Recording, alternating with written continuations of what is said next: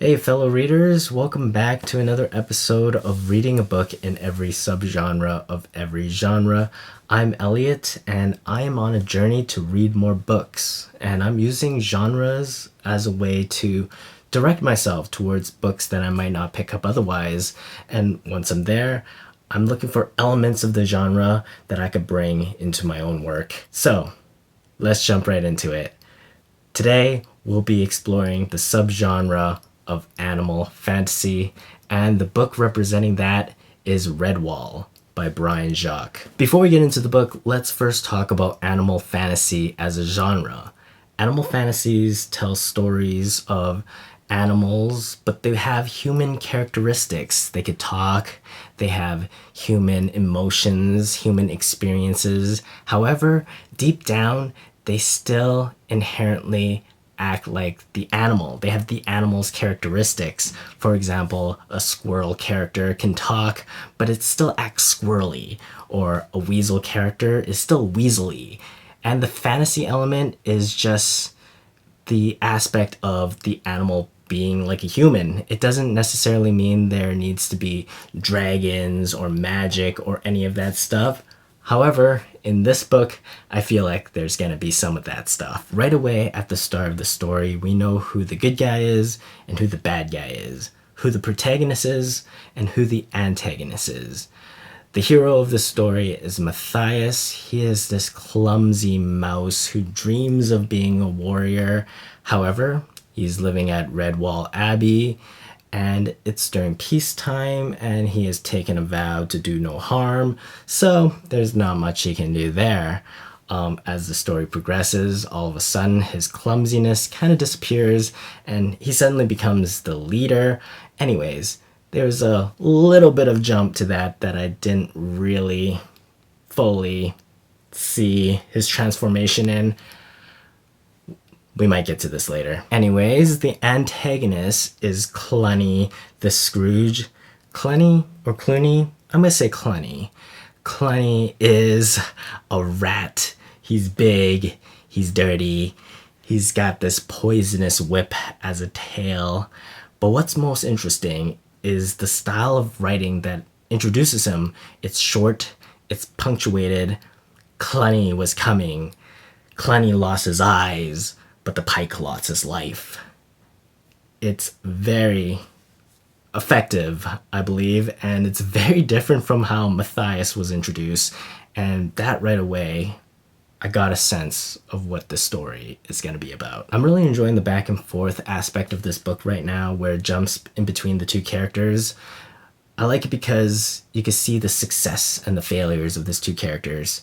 And even though I'm just halfway through so far, and I never really watched the animated series when it was out during the late 90s when I was a kid, I'm kind of disappointed that I didn't, but I'm also kind of glad that I didn't because I don't have any sort of mental preconceptions, storylines. All I remember is a little bit of the art, but I don't really remember the plot of it. I don't really think I watched an episode.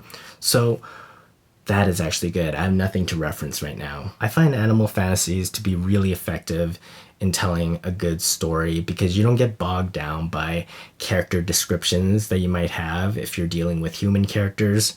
For example, if I say a badger, instantly we know what the character looks like. If I say he's a dirty, stinky rat, you could picture that in your mind. One last thought about the animal aspect of this book. What's the deal with the horses?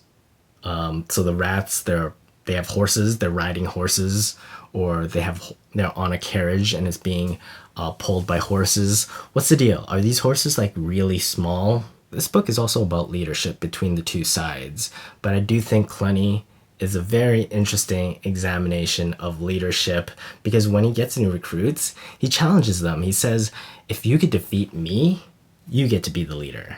I think that's a really good show of power because, hey, who doesn't want to be led by the strongest?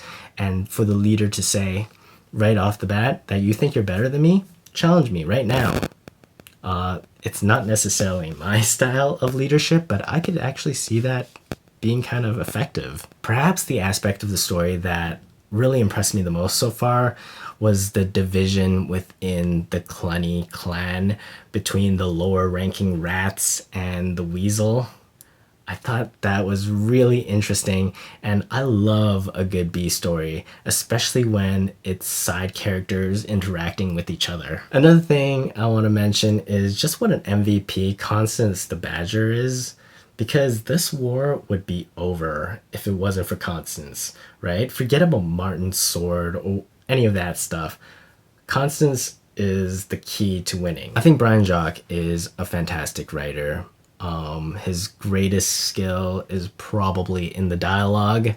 I love how he's able to capture the character's personality in their speech, and not only that, to be able to differentiate between the different species as well by the way they talk. You can actually put it in a side-by-side comparison. It's really interesting, and it's not hard to read too. Very few of them have specific dialects. I think just the moles, they have like an interesting dialect that's a little trickier to read, but not really. I know at the beginning I said that animal fantasies don't have to have fantasy elements to it, you know, magic and dragons, but I think this book does. This book has a very common fantasy trope, and that's solving some sort of puzzle on the wall, and it's an anagram, and it has symbols, and it's wordplay, and the letters are symbols. I think this book does it in a fun way, and it doesn't feel cliche. It feels very in place. Reading this book, I had an epiphany about what I think a good fantasy is. A good fantasy to me is a balance of action and mental exercise. That could mean a puzzle, a riddle, strategy, politics. I love that. And this book, I feel, is doing a really good job of balancing it so far. Once again, I'm only halfway through. I look forward to finishing it, and when I do, I'll share my final thoughts with you coming right up now. All right, I just finished reading Redwall by Brian Jacques, and here are my final thoughts. I mentioned earlier about how when you use animals in a story, such as in an animal fantasy, you often have a preconception of an animal. When you think of a mouse, you think of cute, like Mickey. When you think of a rat, you think about the Black Plague. I was actually really fascinated by the politics within the evil rat group, Clenny's army, and the nepotism that went on, and how the rats didn't want to promote the ferrets or the weasel to a higher position, because come on, rats, they're not going to take orders from anyone but rats, and even then they have their own internal power struggle. I found that very interesting. I feel like I could do a whole video about Clooney's leadership style, his Machiavellian leadership style, the challenges he faces and how he approaches them. For example, when he loses a key member of his team, Redtooth, he doesn't feel bad because, man, that rat was way too ambitious. So that's his challenge. How does he balance empowering his troops, key members of his team, and how does he make sure he doesn't give too much power that they can overthrow him? Whew. That's tough. That's tough leadership right there. I love cheering for bad guys, and there were just so many in this story.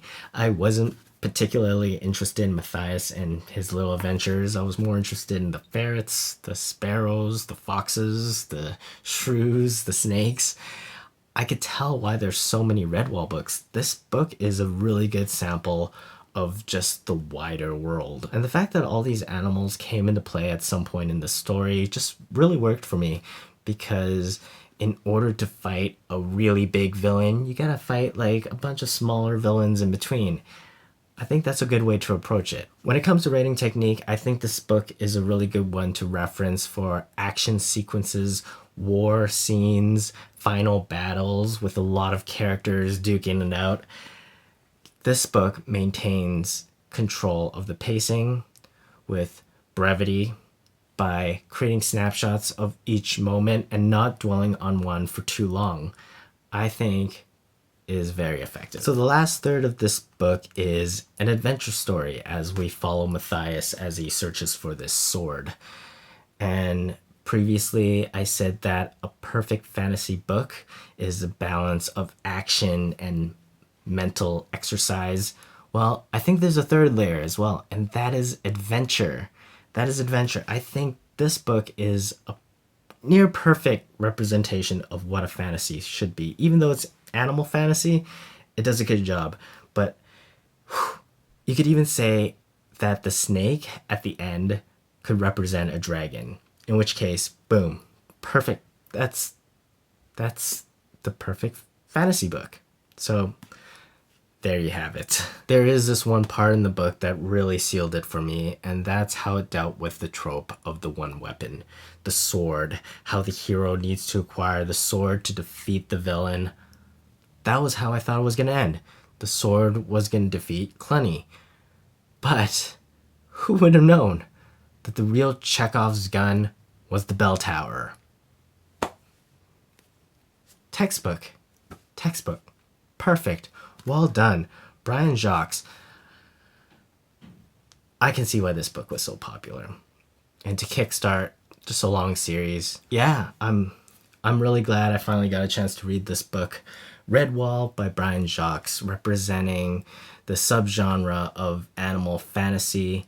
I want to thank my friend Greg for giving me this book and encouraging me to read it. I really honestly learned a lot from it, and for anyone who hasn't tried, pick it up. It really stood the test of time. Fantasy tends to, and this is a good one. So thank you. Those are my thoughts on Redwall. Once again, I'm Elliot. I'm reading a book in every subgenre of every genre. If that interests you, check out this playlist right here. And for more videos about writing and the creative process, please subscribe. Thank you so much.